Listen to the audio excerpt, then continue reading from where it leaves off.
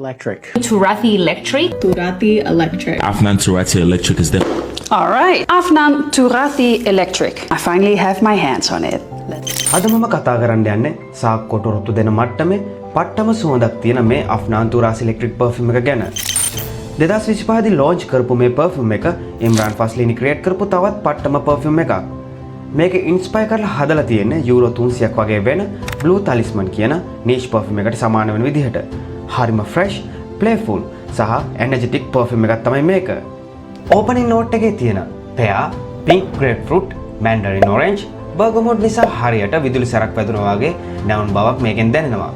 පස්සේ වෙලාවකදී orange blossom, apple සහ cedar wood නිසා මාරම sharp cold ගතියක් ඉස්මතු වෙනවා.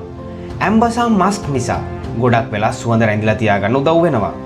පැය 8ක් වගේ හොඳ longevity එකකුත් ගොඩක් හොඳ projection එකකුත් මේකේ තියෙනවා.